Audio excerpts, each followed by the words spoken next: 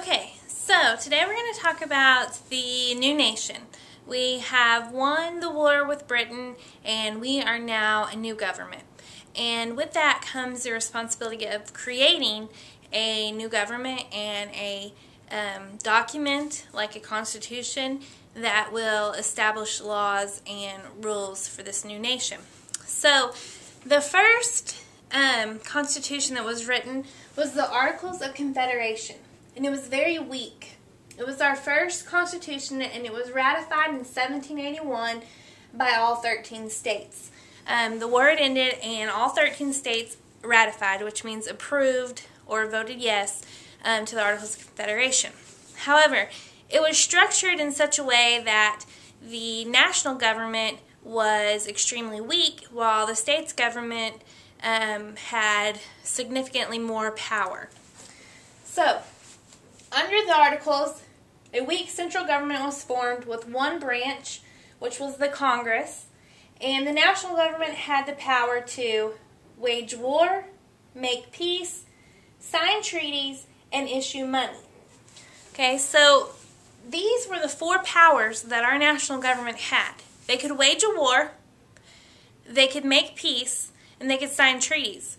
They could also issue money, but the issue with that is that they didn't have the power to tax. So issuing money was not a significant power if you didn't have any way to bring money in to the government.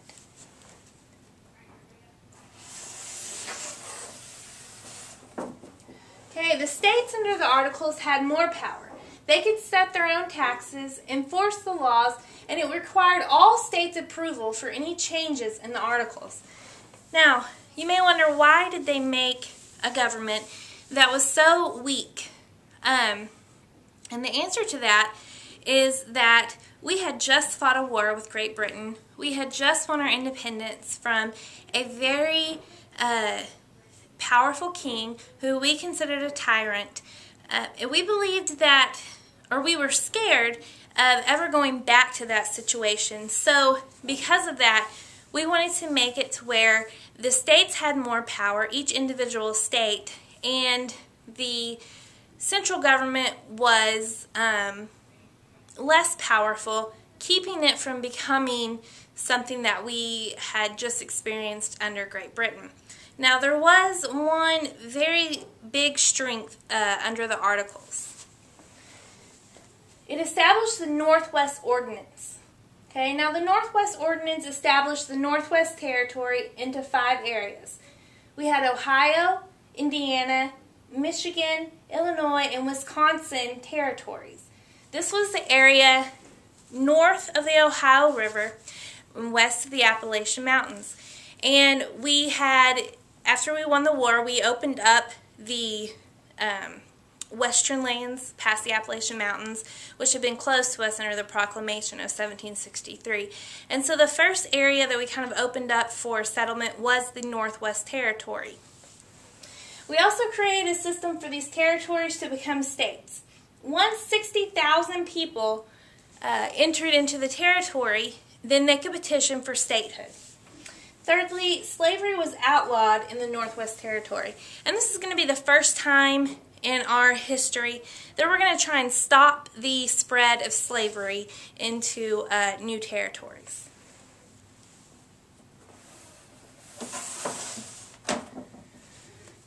Okay, so in 1787, we have what's called Shays' Rebellion. And this is an uprising of angry farmers in Massachusetts over high taxes.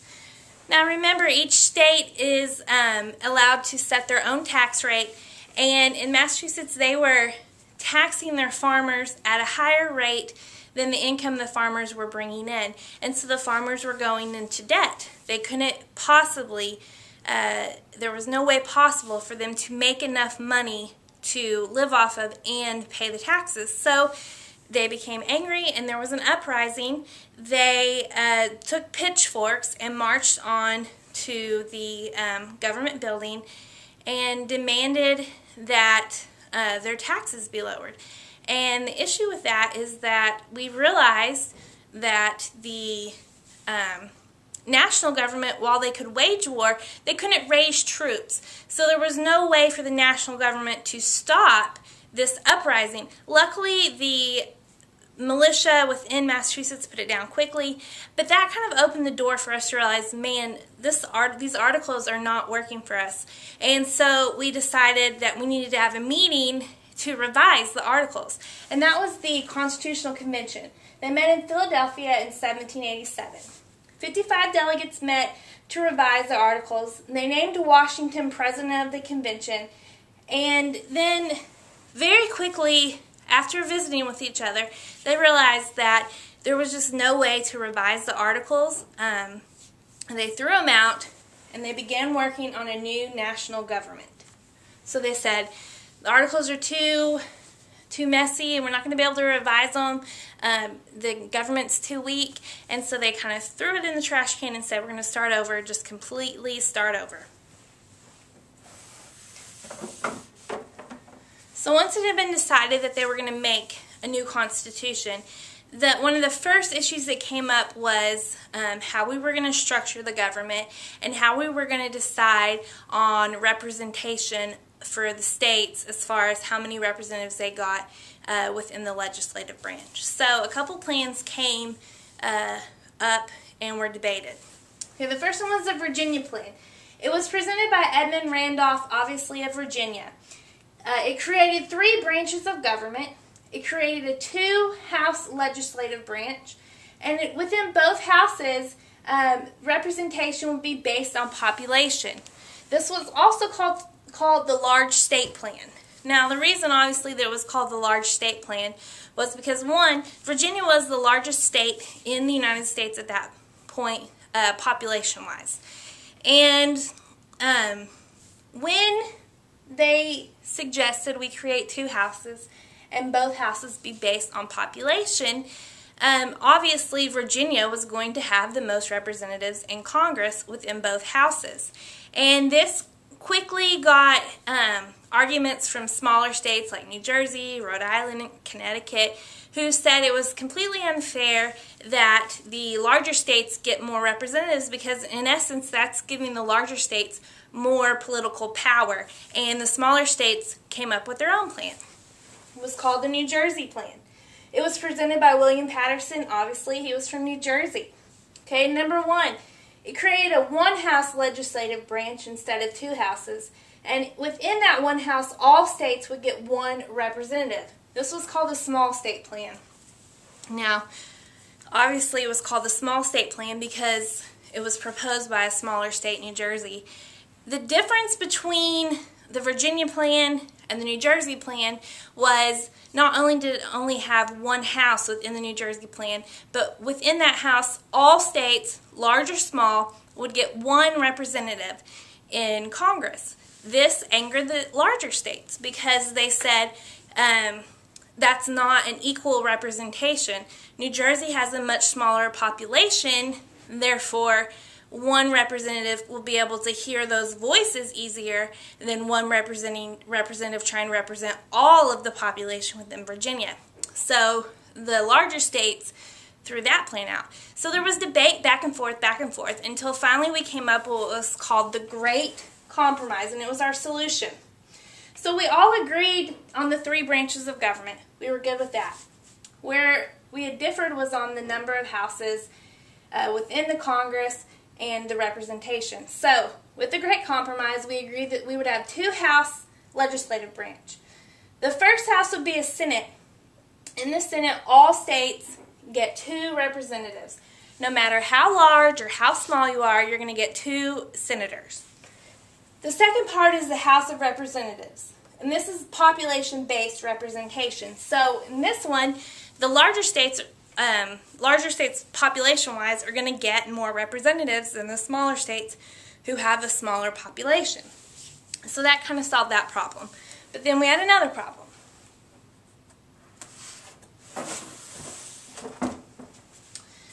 The next issue we faced is that the southern states wanted to count their slave population for representation purposes, but not for taxation reasons. And the northern states, who didn't have as large a slave population, said, we don't want to count your slave population for representation purposes because that will give you a higher population and more representatives, but you should be taxed on them since you consider them property. And so the debate went back and forth. How are we going to count the slave population? And this is what we came up with, the 3/5 compromise, which meant 3/5 of the slave population within each state would be counted for representation and taxation reasons. So basically, Virginia's slave population would be totaled, and then we would take 3/5 of that and count that towards their state population for representation and taxation purposes.